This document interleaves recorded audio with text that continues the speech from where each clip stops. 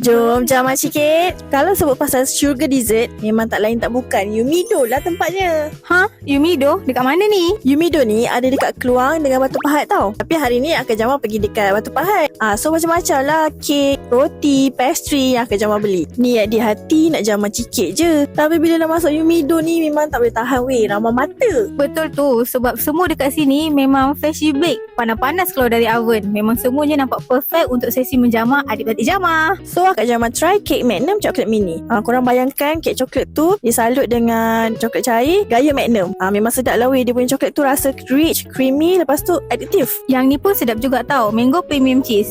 Kombinasi yang sangat sesuai sebab lembut, masam manis buah mangga bersatu dengan lapisan cheese yang gebu tu.